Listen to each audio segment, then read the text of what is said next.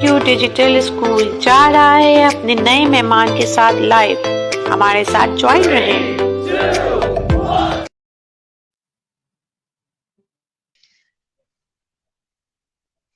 अस्सलाम वालेकुम। मैं हूं नादिया शकील और मेरा ताल्लुक रोशनियों के शहर कराची से है और मैं जीएसक्यू डिजिटल स्कूल के इंटरव्यू डिपार्टमेंट की हेड हूं। और मेरा मकसद है कि मैं ज़्यादा से ज़्यादा लोगों को इन्फॉर्मेशन दे सकूं, मोटिवेट कर सकूं, ताकि वो कुछ ना कुछ अपने मुख्य मसाइल पे काबू पा सकें और अर्निंग कर सकें। इसी मकसद के उसूल के लिए आज हमारी मेहमान हमारे साथ हैं, सुमैरा हैदर, और इनका ताल्लुक भी कराची से है। और ये इमिग्रेशन और वीज़ा कंसल्टेंट हैं और मदर भी हैं, और जो हैं वो कंटेंट काउंसलर भी हैं। तो बिला ताख़िर अपने मेहमान को वेलकम करते हैं और जानते हैं उनसे उन्हीं के बारे में। अस्सलाम वालेकुम सुमैरा हैदर, कैसी हैं आप? वालेकुम अस्सलाम and thank you so much इतना अच्छा इंट्रोडक्शन देने के लिए एंड मुझे बुलाने के लिए, ऑनर के लिए। मेरे लिए बहुत बड़ा ऑनर है कि मैं आप लोगों से बात कर रही हूँ। और आज मेरी बिल्कुल भी तबीयत ठीक नहीं थी, मेरी आवाज़ से लग रहा होगा, बट मुझे ये था कि मैंने कमिटमेंट की हुई है तो मैं हाजिर हूँ। बहुत शुक्रिया मैम, आपने टाइम दिया और आप तशरीफ लाई। मैं चाहूंगी कि आप अपना छोटा सा इंट्रोडक्शन दीजिए, क्योंकि मैंने तो आपकी प्रोफाइल से देख के इंट्रोडक्शन दिया है। आप हमें बताएं कि सुमैरा हैदर कौन है। सुमैरा हैदर कौन है? सुमैरा हैदर सबसे पहले एक माँ है, एक औरत है, एक माँ है और पाकिस्तान की बेटी है बेसिकली। ये कहते हुए मुझे फ़ख्र भी होता है और कभी-कभी अफ़सोस भी होता है, मगर क्या कर सकते हैं, जो हकीकत है वो हकीकत है, हम गंदगी पे पर्दा नहीं डाल सकते। तो मेरे लिए फ़ख्र की बात भी है कि मैं पाकिस्तान की बेटी हूँ, मैं एक माँ हूँ, मैं एक औरत हूँ जिसने हालात से लड़ाई की, मुकाबला किया। 80% जो औरतें हैं, जो हालात से थक जाती हैं और पीछे रह जाती हैं, मैं उनमें से नहीं हूँ। मैं उन 20% में से हूँ और जो आगे निकली हैं। तो बेसिकली मैंने बहुत सारे काम किए। मैंने पढ़ा तो बेसिकली मैंने बिज़नेस है और ये सारी पढ़ाई मैंने अपने बच्चों के बाद कंप्लीट की है। उससे पहले मैं इंटर में थी, मेरी शादी हो गई। सेकंड, मैंने बहुत सारे बिज़नेसेस किए हैं। मैंने जूते डिज़ाइन किए हैं, मैंने कपड़े डिज़ाइन किए हैं, मैंने एचआर में काम किया है, मैंने फैशन शोज़ करवाए हैं, मैंने मीडिया में काम किया है और बिलाखिर अब मैं एक तुर्किश कंपनी के साथ, तुर्किश और जर्मन दोनों का जॉइंट वेंचर है, उनके साथ काम कर रही हूँ एज़ उनका पूरा जो हिंदी और उर्दू बोलने वाला एरिया है, like Pakistan, middle east, India, उनकी मैनेजिंग डायरेक्टर हूँ। और मैं real estate sector, education sector, visa consultancy, immigration, business developer, ये सारे काम करती हूँ।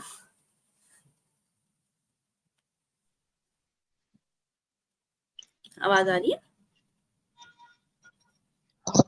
जी जी, जी जी, आवाज आ रही है। नेट का थोड़ा इशू है, कोई वो मैं मसला नहीं। वॉइस खोल रही थी। तो आपकी आवाज क्लियर है। इतना जी जी इंट्रोडक्शन काफ़ी है। जी जी, बहुत जबरदस्त थे माशाल्लाह से। एक लेडी के लिए इतना सारा वर्क करना, इतना हार्ड वर्क करना और फिर अपने आप को साबित करना, एज अ मदर होते हुए भी इतना मेहनत, इतना काम किया आपने। माशाल्लाह से आप जैसे जो है लेडी हमारे लिए मिसाल है, हमारे पाकिस्तान के लिए, कि आप जब काम कर सकती हैं तो उन खातून के लिए कोई एक्सक्यूज नहीं होना चाहिए। जिनको ये सारी अपॉर्चुनिटी मिल रही है और सपोर्ट कर रहे हैं, तो वो क्यों नहीं कर सकती हैं, जब आप एक लेडी होके, एक मदर होके ये सारे काम कर सकती हैं। बहुत जबरदस्त माशाल्लाह से। अभी आप जो है तुर्की में मुकीम होती हैं। मैं ये जानना चाहती हूँ कि पाकिस्तान से तुर्की तक का सफर जो है वो किस तरीके से तय किया आपने? जैसे अभी बताया कि डिफरेंट काम किए आपने, उसके बाद आप जो है मिली। इसके बारे में भी हमें थोड़ा सा बताइए। अच्छा, इस चीज़ को ना, अब काफ़ी सारे लोगों को मैं ये बात बता रही होती हूँ ना, तो मैंने बैठ के मैं खुद अपना एनालाइज़ भी करती हूँ कि मैं इस चीज़ को कैसे डिस्क्राइब करूँ। बेसिकली क्योंकि कोई प्लान नहीं था, कुछ नहीं था, बस किस्मत लेके आई। बट मुझे एक चीज़ समझ में बहुत ज़्यादा आ रही है और अब बार-बार अंदर से समझ में आ रही है कि मैं ना कहीं रुकी नहीं। मुझे झाड़ू देने का काम मिला है तो मैंने वो भी किया है, क्लीनिंग का। मैंने टैक्सी भी चलाई है, मैंने वेटर का काम भी किया है। मतलब जब आप इतना सारा काम करते हो ना, आप शर्म महसूस नहीं करते हो, आप सीखने में शर्म महसूस नहीं करते हो ना, तो अल्लाह ताला आपको कहीं ना कहीं पहुंचा देता है। मुझे ये चीज समझ में आ गई है। मुझे नहीं पता था मैं यहाँ कैसे पहुंची हूँ, किधर से पहुंची हूँ, क्यों पहुंची हूँ। मुझसे ज्यादा लोग मेहनत करते हैं। मुझे बस अपनी एक चीज समझ में आई है कि वो जो होते हैं ना तजर्बा, वो काम आता है। हमने जो भी काम किया होता है ना, कहीं ना कहीं काम आता है। इवन हम किसी ऑफिस में चाय बना के भी देते हैं ना, पियोन का जो काम होता है, वो भी हमारे कहीं ना कहीं काम आता है। तो इसलिए हम ये कह ही नहीं सकते कि हमने ये पढ़ा है तो हमने ये करना है, हमने ये सीखा हुआ है तो हम ये जॉब नहीं कर सकते। लिटरली मैं अब बैठ के जब सोचती हूँ ना, मैंने उस टाइम पे ये वाला काम किया था तो वो मुझे आज काम आ रहा है, एक्सपीरियंस काम आता है। तो समझो मैं इसी तरह पहुंच गई, अल्लाह ने मुझे यहाँ पहुंचा दिया। मैंने बहुत स्ट्रगल किया, बस एक तो हार नहीं मानी और एक सीखने का अमल नहीं रोका। एक अपने अंदर ना मैं और अना नहीं लेकर आई कि नहीं मुझे ये नहीं करना, ये मेरा एरिया नहीं है, या ये मैं नहीं कर सकती। बहुत दफा ऐसा हुआ है, मुझे बहुत सारे काम नहीं आते थे, मैं एक्सेप्ट कर लेती थी, हाँ मैं कर लूंगी, और मैं इंटरनेट पे बैठ के फौरन से सर्च करती थी और सीख लेती थी आधे घंटे में, और क्लाइंट को काम करके देती थी। मैंने इस तरह बहुत सारे काम सीखे। और आपकी वही वाली बात कि आजकल तो लोगों के पास सोशल मीडिया है, इतना कुछ है, हमारे ज़माने में नहीं था। आजकल तो लोगों के पास मेंटोर्स हैं। मैं वही याद करने की कोशिश कर रही हूँ कि मैं किसको देख के आगे बढ़ रही थी, तो मुझे कोई चेहरा याद नहीं आ रहा, मुझे कुछ समझ में नहीं आ रहा, कोई था ही नहीं। मैं तो अपनी जंग लड़ रही थी, भूख की, अपने बच्चों की, छत की, एक पता नहीं कौन सी आग थी, मैं तो वो लड़ रही थी। आजकल तो लोगों के पास इंटरनेट खोलो सामने, यूट्यूब पे, फेसबुक पे इतने मीटअप्स और पता नहीं क्या-क्या लोग हैं, क्या-क्या सिखाने वाले लोग हैं। फिर भी अगर लड़कियां काम नहीं कर रही, लोग काम नहीं कर रहे, तो हम उनका कुछ नहीं कर सकते। जो अपनी किस्मत खुद नहीं बदलना चाहता ना, कोई उसकी किस्मत नहीं बदलता। बिल्कुल सही कह रही हैं आप मैम। अच्छा, ये सफर कैसे शुरू हुआ? आप कब आप बाहर गईं और ये सारी चीजें कैसे हुई, ये थोड़ा सा बताएं मैम कि कितना अरसा हो गया आपको इमिग्रेशन और वीजे की काम करते हुए? बेसिकली तो तकरीबन 6 साल पहले मैं आई हूँ। उससे पहले भी मैं पाकिस्तान में बहुत काम कर रही थी, और मुझे नहीं पता था कि मैं ये बन गई हूँ। लिटरली हमें कभी कभी खुद नहीं पता होता ना। मैं मुफ्त मशवरे बहुत देती थी लोगों को, और मतलब जो भी तरक्की आता था, किसी ना किसी लिंक से, किसी ना किसी रेफरेंस से मुझ तक पहुंचता था। फिर मुझे लैंग्वेज आ गई, ये मेरा बहुत बड़ा हथियार बना। मुझे यहाँ के रोड, यहाँ की गलियां, यहाँ के इन्स एंड आउट्स, हर चीज पता थी। तो मैं लोगों को फ्री में मशवरे दे रही हूँ। फिर ऐसे ही फ्री में इत्तेफाक से यूट्यूब शुरू कर लिया, ये बता दिया, वो बता दिया। बट एक चीज है ना, हम फ्री में किसी को कुछ दें, उसकी कदर नहीं होती है। ये मेरे साथ बहुत हुआ है। तो इवन उसके बाद बुराइयां भी मिलती हैं। आसान नहीं होता है, पब्लिक फिगर बनना आसान नहीं होता। लोग देख के ऐसी बोल देते हैं, वाओ इन जैसी लाइफ चाहिए। अगर इन जैसी लाइफ चाहिए ना, तो इन जैसा हाँ स्टेमिना भी चाहिए, लोगों की तनकीद बर्दाश्त करने का, लोगों की नफरतें बर्दाश्त करने का। क्योंकि अनफॉर्चुनेटली हमारे यहाँ मसला है कि लोग, अपने ही लोग टांगे खींचते हैं, और अपने ही लोग औरतों को स्पेशली आगे बढ़ने से रोकते हैं। ये है प्रॉब्लम। तो एनी हाउ मैं इसी तरह फ्री में मशवरे देते देते देते देते यहाँ तक पहुंच गई। मुझे पता ही नहीं चला, कंपनीज ने अप्रोच करना शुरू किया, और बस अल्लाह जब हाथ पकड़ता है ना, कोई कुछ नहीं कर सकता। इस तरह पहुंच गई मैं यहाँ पे। अच्छा, सफर कैसे शुरू हुआ ये भी नहीं सच में पता। मैं सही बता रही हूँ, मैं आज जहाँ बैठी हुई हूँ ना, मुझे समझ ही नहीं आता। मैंने यहाँ के लिए कोशिश की ही नहीं थी, मैं तो अपना काम कर रही थी। मैं तो अपने बच्चों को पालना चाहती थी, उनको अच्छा फ्यूचर देना चाहती थी, एक जंग लड़ रही थी। बस जब मेरा बेटा मेरे हाथ में आया था ना, तब मैंने सबसे पहले काम करना शुरू किया था। वो 5,000 मुझे अभी तक याद है, मैंने जो पहले 5,000 से काम करना शुरू किया था। उसके बाद तो बस रुकी नहीं। जबरदस्त माशाल्लाह से। आप जैसे लोग भी हैं जो मतलब स्टार्टअप ही नहीं जानते, इतनी मेहनत, इतनी हार्ड वर्किंग की है कि आप ये सोच रही हैं कि मैंने स्टार्ट कहाँ से किया था। जबरदस्त मेहनत करते रहना है, पीछे नहीं देखना है, आगे बढ़ना है। आगे हमारा गोल जो है उसे हमने अचीव करना है। माशाल्लाह से बहुत जबरदस्त। मैं ये जानना चाहूंगी कि आपने पाकिस्तान के कल्चर और बाहर के कल्चर, आप और भी कंट्रीज में रही हैं, क्या डिफरेंस पाया आपने पाकिस्तान के कल्चर और बाहर के कल्चर में? सबसे पहला डिफरेंस ये है कि इंसान को इंसान समझा जाता है, ये नहीं समझा जाता कि ये औरत है या मर्द है। बस ये सबसे बड़ा डिफरेंस है। और काम को वैल्यू दी जाती है, हम और प्रोडक्टिव रहा जाता है। अपने काम को अहमियत दी जाती है, काम से आगे बढ़ा जाता है, ये पॉइंट है। ये पॉइंट नहीं है कि किसी को खींच के नीचे करो तो हम आगे बढ़ेंगे, नहीं। ये सबसे बड़ा डिफरेंस है। मैंने ना बीच में एक और चीज़ बताती हूँ। मैंने बीच में पाकिस्तानियों के साथ उर्दू बोलने, हिंदी, इवन मैं यहाँ पे छुपाने लग गई थी कि मुझे उर्दू, हिंदी आती है, लिटरली, क्योंकि मैं काम नहीं करना चाहती थी, मैं इतना डर गई थी। मेरे साथ बहुत बैड एक्सपीरियंसेस हुए। मगर अल्लाह का करना ये देखो कि अल्लाह ताला ने मुझे एक ऐसी कंपनी से मिलवाया, जिन्होंने मुझे इतनी बड़ी पोज़ीशन पे हायर किया, जिनका वास्ता ही उर्दू और हिंदी बोलने वालों के साथ पड़ता है। मतलब अल्लाह देखो आपको वहां से रिस्क देता है जहां से आप सोच ही नहीं सकते।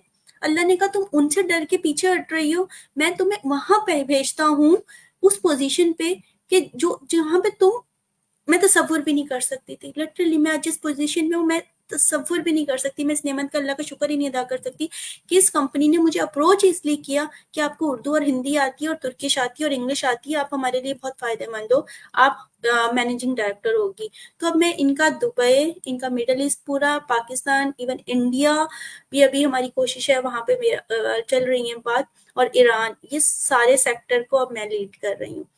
तो बेसिक डिफरेंस ये है कि यहाँ पे लोग काम, मेहनत करने वाले को देखते हैं उस नजर से, उसकी वैल्यू समझते हैं। हमारे यहाँ नहीं समझते हैं। हमारे यहाँ तो अभी तक हम उसमें ही लड़ रहे हैं कि ये औरत है तो ये मर्द है, ये नहीं कर सकती तो ये ऐसे क्यों कर रही है। ये बेसिक डिफरेंस है। काम के एथिक्स क्या होते हैं, प्रोफेशनल बात करने का तरीका क्या होता है, नो का मतलब क्या होता है, यस का मतलब क्या होता है, ये प्रोफेशनलिज्म अभी आने में बहुत टाइम लगेगा, इवन पाकिस्तान में।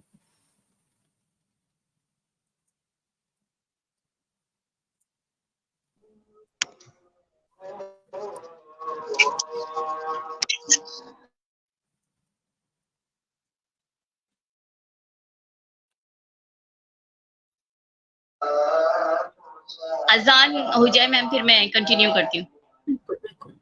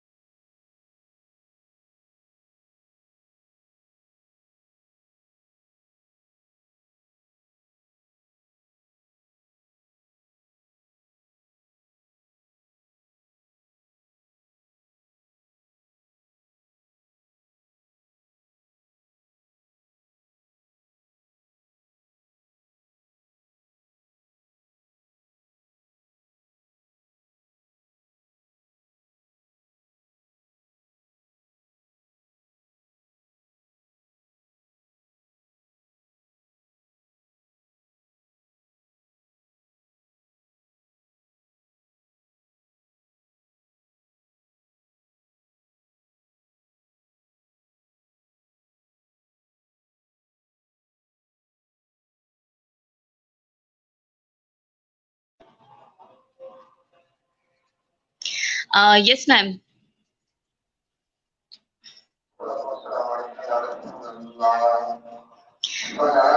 मैम मैं आपसे ये जानना चाहूंगी कि आप जॉब भी कर सकती थी, आप बिजनेस के साइड पर आई, तो मुझे थोड़ा सा इसके बारे में बताएं कि बिजनेस वूमेन कैसे बनी। आपके माशाल्लाह से बच्चे हैं, फिर घर मैनेज करना, फिर अपना बिजनेस करना, इसके बारे में भी थोड़ा सा बताएं।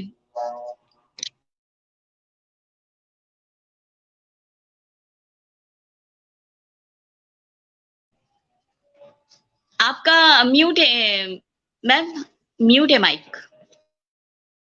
यस, अब ठीक है।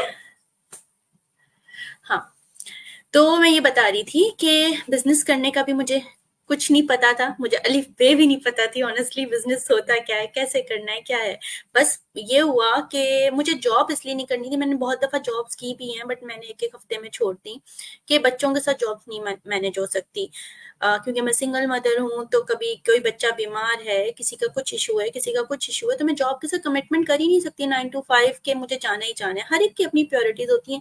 तब मैंने डिसाइड किया कि सुमेरा जॉब वाली बंदी हो नहीं दो। एक और दूसरा ना, मेरे अंदर आइडियाज फूट फूट के आते हैं पता नहीं कहाँ से। तो जॉब में होता था कि बॉस ने जो बोला है ये करना है, और वो कुछ पॉलिटिक्स होती हैं। तो मुझे ना अंदर ही अंदर कुछ होता था कि मैं यहाँ पर बस इतनी मेहनत सिर्फ उनके ही बिजनेस को चमकाने के लिए कर रही हूँ। मतलब ये ख्याल ना हमेशा मेरे दिमाग में रहता है जब मैं जॉब करती हूँ। मैं कहती थी या तो मैं कुछ अच्छी प्रोडक्टिव, अब भी मैं जॉब कर रही हूँ, अब मगर जॉब दूसरे लेवल की है, इसमें समझो ये मेरा बिजनेस ही है, ये मेरे लेवल की जॉब है, ये मेरे इंटरेस्ट की जॉब है, और मेरे आइडियाज को एक्सेप्ट करते हैं। मगर पहले या छोटी छोटी कोई भी जॉब्स करती थी, एक सबसे बड़ा मसला ये था टाइमिंग का। मैं 9 to 5 जॉब नहीं कर सकती, मेरा बच्चा किसी दिन बीमार है, किसी के स्कूल में मीटिंग है, कुछ और मसले मसाइल हैं, क्योंकि मैं सिंगल मदर हूँ, मुझे हर चीज खुद मैनेज करनी है।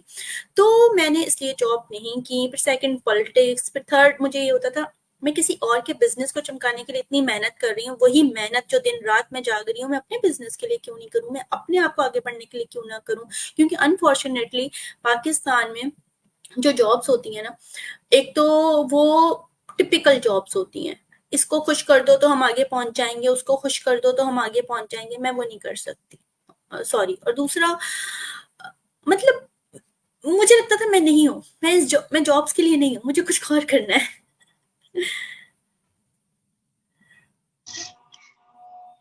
जबरदस्त, माशाल्लाह से ये माइंड शुरू से ही था कि आपको जॉब नहीं करनी है, कुछ करना है, कुछ ऐसा करना है जिसमें आपका जो है माइंड सेट होता हो, आप उससे रिलेट हो सकें इमोशनली भी, और अपने आप को ग्रोथ कर सकें। बेसिकली अपने आप को प्रूव करना था आपने। बहुत बिल्कुल। जबरदस्त काम, और बहुत और अच्छा काम करते हैं आप। एक सॉरी बात काट रही हूँ, एक चीज याद आ गई मुझे। एक दफा हुआ भी ऐसे कि मैं एक दफा ना टैक्सी की जॉब थी, चलानी थी, मैं उसके लिए गई, मैंने 2 दिन चलाई वो। उसके बाद उन्होंने कहा कि, और मैंने उनको इतने मशवरे दिए कि ऐसे कर लें ऐसे कर लें, उन्होंने मुझे एडमिन की जॉब में रख लिया। मैं एक दफा वेटर की जॉब पे गई, उन्होंने मुझे सोशल मीडिया हैंडल रख लिया। तो अपने आप को कहीं तो प्रूफ करो। आप अपने आप को प्रूफ नहीं करोगे तो दुनिया आपके लिए बंद है। बोलना पड़ेगा, दिखाना पड़ेगा प्रैक्टिकली करके कि आप ये कर सकते हो। बिल्कुल बेहतरीन, बहुत जबरदस्त, बहुत मेहनत की है मैम आपने, और कर ही नहीं है, और इतने अच्छे मुकाम पे हैं, और अल्लाह ताला आपको और कामयाब करे इंशाल्लाह इंशाल्लाह। मैं आपसे ये जानना चाहूंगी कि अब तक की लाइफ जर्नी जो आपकी रही है, इसमें आपने क्या सीखा? क्या सीखा है ये कि दुनिया आपके दुख में ना, उनको कोई मजा नहीं आता। दुनिया को रोता हुआ चेहरा दिखाने की जरूरत नहीं है, अपनी जंग खुद लड़नी पड़ती है। बहुत सारी लड़कियां, औरतें ये बोलती हैं ना कि हमें ये सपोर्ट नहीं कर रहा, वो मेरी बात नहीं समझ रहा। तो मुझे उस पर अब हंसी भी आती है, सीरियसली अब हंसी आती है, क्योंकि मैं उस दौर से गुजर चुकी, मैं रो चुकी। कोई नहीं समझेगा, ना आपकी माँ, ना आपका भाई, ना आपका बाप, ना आपके शौहर, ना आपकी बहन, कोई नहीं समझेगा। आपको अपनी जंग खुद लड़नी है, बस सिंपल सी बात है। मैंने ये सीखा है। और रोता हुआ चेहरा किसी को नहीं दिखाना, रोना सिर्फ अल्लाह के सामने। जितना आप किसी के सामने टूटेंगे, गिरेंगे, दुनिया आपको कुचल के चली जाएगी। दुनिया का बस नहीं चलता कि कुचल क्या, वो तो और आपके टुकड़े टुकड़े करके कुछ कर दे। आपको अपना दुख किसी को नहीं दिखाना, अपनी कमजोरियां किसी को नहीं बतानी, खुद हिम्मत पकड़नी है, खुद सब करना है। चाहे वो दुनिया जब में हो, पाकिस्तान चाहे बाहर, हर जगह। सही, बिल्कुल सही। As a mother, as a woman, अकेले सारे काम करना, ये किस तरीके से मैनेज किया आपने कि मुझे घर भी देखना है, बच्चे भी देखने हैं, फिर बच्चों को पालना भी है, उनकी ज़रूरियात भी पूरी करनी है। मैम इसके बारे में बताएँ कि एक सिंगल मदर होते हुए भी आपने इतनी सारी जो मुश्किलें उठाई और सफ़र किया बच्चों के साथ। इसके बारे में थोड़ी-सी हमें अपनी लाइफ़ जर्नी के बारे में बताएँ मैम। पता है ये सारी गेम मैनेज ये आपके ऊपर है कि आपने कहाँ, किधर, कैसे, क्या चीज़ मैनेज करनी है। मेरे पास बहुत सारे ऑप्शंस है, थक हार के बैठ जाऊँ, रो धो लूँ या बोलूँ कि बस अब तो छत तो मिल गई है, रोटी 2 वक़्त की मिल रही है। मगर नहीं, ये सब नहीं करना था। मुझे अपने बच्चों को प्रूव करना है या पता नहीं क्या, मुझे अपने आप को प्रूव करना है कि सुमेरा, तुम इस दुनिया में ना ज़ाया होने के लिए नहीं आई। मैं एक आयत पढ़ रही थी, उसमें ये कि अल्लाह तुम्हें ज़ाया नहीं होने देगा। तो मुझे वो बहुत बहुत करीब लगी अपने आप से कि अल्लाह ज़ाया करने के लिए किसी को नहीं भेजता। मुझे नहीं पता था कि मैं आज यहाँ बैठ के आपसे बात कर रही होंगी। मैं बताऊँ, मैं इतनी शाय थी, मैं इतना डरती थी, मुझे लगता था मेरे अंदर कॉन्फिडेंस नहीं है, मुझे अच्छी इंग्लिश बोलनी नहीं आती, क्योंकि मैं इतने अच्छी इंग्लिश स्कूल में नहीं पढ़ी हूँ। तो मैं वीडियो बनाते हुए डरती थी। मगर जब मुझे कोई एक ऐसा मैसेज आता है ना, किसी औरत का, किसी लड़की का, किसी का, कि आपकी वजह से मैंने ये काम करना शुरू किया, आपको देख के मुझे हिम्मत आ रही है, तो मुझे लगता है अल्लाह ने ना हर एक इंसान का कुछ ना कुछ मुकाम रखा हुआ है, मगर हम इंसान बहुत बेसब्रे हैं। एनी हाउ मैं मैनेज इस तरह करती हूँ कि खुद ब खुद वो होता गया, और होता गया तो कुछ चीज़ें हमारी पर्सनैलिटी का हिस्सा बन जाती हैं। तो मैं मल्टीटास्किंग बहुत हूँ, मैं अपने हिसाब से चीज़ें चलाती हूँ, तभी मैं जॉब नहीं करती, तभी मैं बिज़नेस करती हूँ। मुझे पता होता है कि अगर आज 2 दिन मैं घर से बाहर हूँ, 3 दिन मैं ट्रैवलिंग कर रही हूँ, तो 4 दिन मैंने बच्चों के साथ घर पे रहना है। मैंने अगर कोई काम, अपना कोई टास्क कंप्लीट करना है, तो मैं रातों को जाग के भी कंप्लीट करूँगी। तो इट्स ऑल अप टू कि आप कैसे चीज़ों को लेके चलते हो, पॉज़िटिव कैसे निकालते हो। अच्छा, जब प्रॉब्लम्स आती हैं फिर उनका सॉल्यूशन भी खुद ढूँढती हूँ। मैं इवन गाड़ी का टायर चेंज करना, ड्रिल मशीन चलाना, तो यहाँ पे भी छोटी-छोटी घर की चीज़ें नहीं होती जिसमें हम मोहताज होते हैं औरतें, कि मर्द आएगा तो ये काम कर लेगा या ये वो हो जाएगा। मैं कभी किसी की वो नहीं होती। मैं कोशिश करती हूँ कि खुद सीख लूँ फटाफट और मैं खुद से जल्दी से सॉल्व कर लूँ, उसका सॉल्यूशन निकाल लूँ। अल्हम्दुलिल्लाह।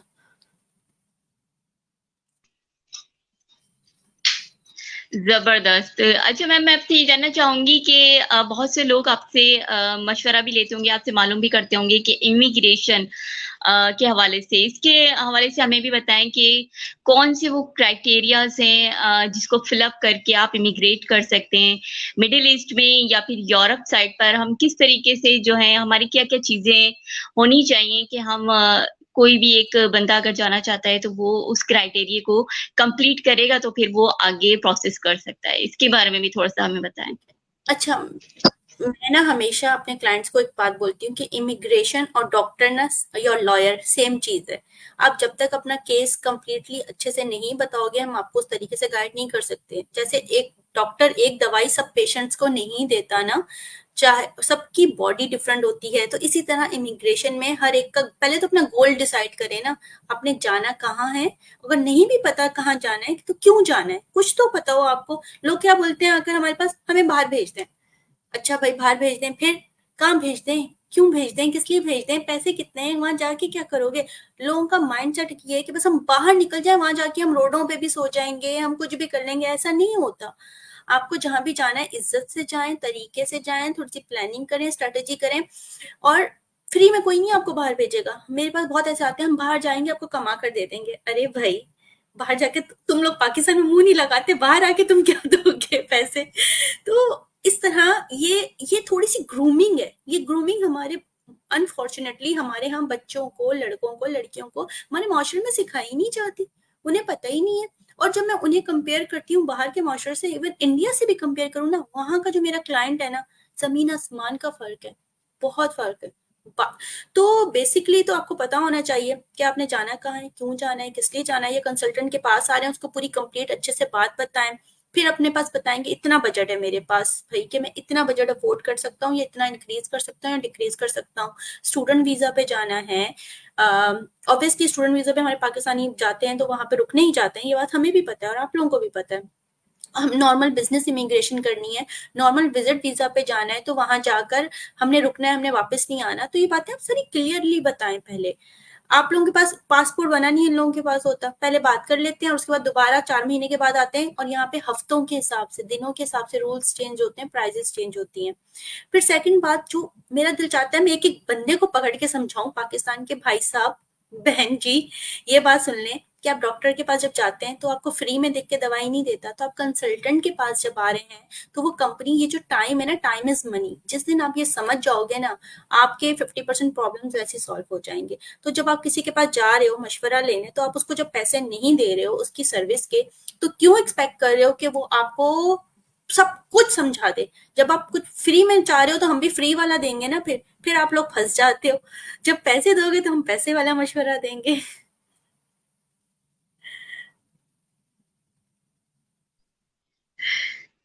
सही, जबरदस्त। मैम आपकी आवाज रुक गई है। अब आ रही है? अच्छा, जी जी बिल्कुल आ रही है।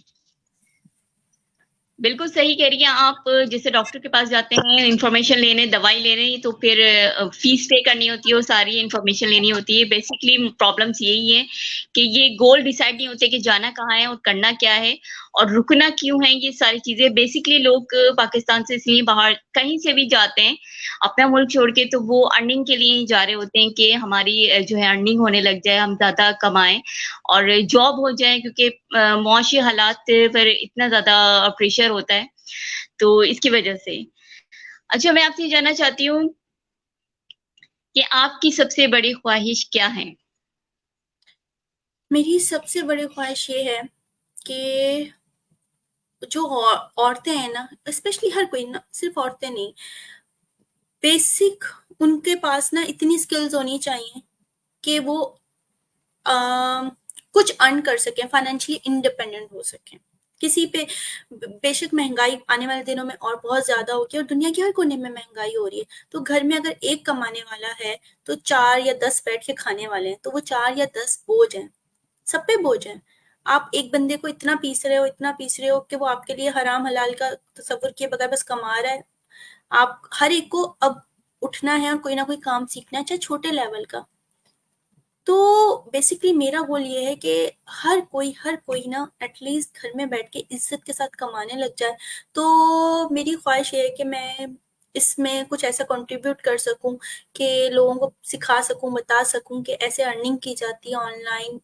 हमारे यहाँ मजलूम जो बनते हैं ना लोग, मुझे उन पे गुस्सा आता है। मजलूम बनने का टाइम चला गया। मजलूम क्यों बन रहे हो? हाथ नहीं है, नाक नहीं है, कान नहीं है, आंखें नहीं है, क्या नहीं है तुम लोगों के पास? तो फिर किस चीज की एक्सक्यूजेज हैं? तो ये मेरा एक कह सको ख्वाहिश है, गोल है कि मैं औरतों को बताऊं कि ये मत बस सोचो कि कोई आके मदद करेगा, ख्वाबों का शहजादा आएगा या वॉटेवर, कुछ नहीं होगा। अपनी मदद खुद करनी है, फाइनेंशियली इंडिपेंडेंट होना है। अच्छा, हमारे यहाँ इस चीज को भी ना थोड़ा सा मैं अलग करूंगी। फाइनेंशियली इंडिपेंडेंट होने का मतलब हमारे यहाँ ये समझा जाता है कि औरत फाइनेंशियली इंडिपेंडेंट होना चाहती है, वो ये अपनी मर्जी करना चाहती है या ये छोटे कपड़े पहनना चाहती है, वॉटेवर। ऐसा नहीं होता। फाइनेंशियली इंडिपेंडेंट का मतलब ये है कि वो औरत अपनी ख्वाहिशें पूरी करना चाहती है, जो उसका दिल चाहे वो खरीदना चाहती है अपने माँ बाप के लिए, अपने बच्चों के लिए। अच्छी तालीम देना चाहती है। जब वो अपने घर में बच्चों को, माँ बाप को अच्छी गजा, अच्छी खुराक, अच्छी तालीम, उनकी बेसिक जरूरतें पूरी करेगी, तो उसके बाद ही तो फिर वो बाहर माशरे में भी अच्छा काम करेगी। हमें अपना मकसद ढूंढना है बेसिकली, जो शायद बहुत देर से मिलता है। मुझे बहुत देर से मिला, बहुत देर से समझ में आया, क्योंकि मैं तो जंग लड़ रही थी जिंदगी की। मगर आज की लड़कियां जो फालतू का टाइम वेस्ट कर रही हैं इधर उधर, उन्हें अब सोच लेना चाहिए कि टाइम ना अब जाया करने के लिए है नहीं हमारे पास। सही, बेहतरीन। अच्छा, मैं जानना चाहूंगी कि सुमेरा हैदर बचपन में क्या बनना चाहती थी, क्या करना चाहती थी? मैं बहुत कुछ तब से भी बहुत कुछ करना चाहती थी। मैं लॉयर बनना चाहती हूँ, मैं अभी भी लॉयर बनना चाहती हूँ। मेरा दिल चाहता है, मुझे टाइम नहीं मिल रहा, वरना मैं अपनी वो पढ़ाई स्टार्ट करूंगी इंशाल्लाह ताला। और मैं पायलट बनना चाहती थी।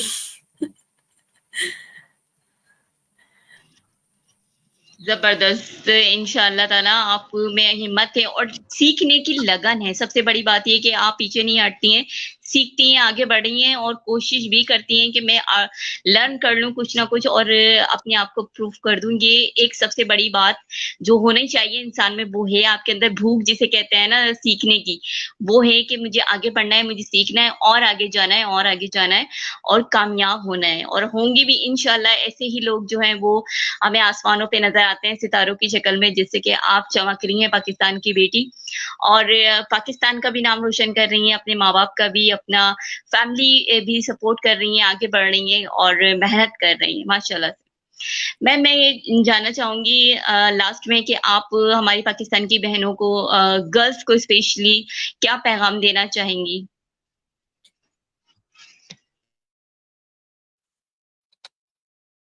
बस ये कहना चाहूँगी कि टाइम ज़ाया नहीं करें और सेकंड ये बात, किसी से शादी या किसी रिश्ते में सिर्फ़ इस वज़ह से नहीं बंधें कि वो मेरी ज़िम्मेदारी उठाएगा या वो मुझे महँगे-महँगे कपड़े लेकर देगा। नहीं। एक तो अपनी ख्वाहिशें थोड़ी-सी कम करें। हम लोगों की ख्वाहिशें बहुत आजकल की ना अजीब हो गई हैं कि किसी ने ये सूट पहना है तो हमने वो सूट पहनना है महँगा, दिखावा बहुत ज़्यादा हो गया, थोड़ा-सा दिखावा कम करें। मेरी भी पहले आदत थी, मैं अपनी गलतियों से सीख रही हूँ। मैं अपने खाने की पिक्चर्स सोशल मीडिया पे लगाती थी, बट अब मैंने आहिस्ता-आहिस्ता कम कर दिया। हमें पता ही नहीं होता हम किसी को क्या दिखा रहे हैं। तो बस मैं आजकल की लड़कियों को और औरतों को यही बोलूँगी कि थोड़ा-सा ना अपना मकसद समझें, अपना मकसद सोचें, थोड़ा-सा दीन के करीब हों, कुरान को खोल के पढ़ें। हमने ना कुरान को सिर्फ़ अपने सर पे रुखसती के वक़्त के लिए रखा हुआ है और ऊपर रखा हुआ है, बहुत एहतराम वाली किताब समझ के। हमने ना उसको खोल के पढ़ना नहीं शुरू किया, वो तो हमारी रोज़ की बात है। और पहले मुझे भी लगता था कि दीन और दुनिया डिफरेंट है। अगर मैं दीन को अपने पास लाऊँगी ना, मेरी दुनिया ख़त्म हो जाएगी। मगर सच बताऊँ, मैं जब से दीन को अपने पास लाई हूँ ना, मेरी दुनिया और अच्छी हो रही है। आप एक दफ़ा करके ये देखो। ये चीज़ और दूसरा, थोड़ा-सा अर्निंग शुरू करो अपनी हलाल तरीके से। शॉर्टकट नहीं है, सक्सेस का कोई शॉर्टकट नहीं है, बस।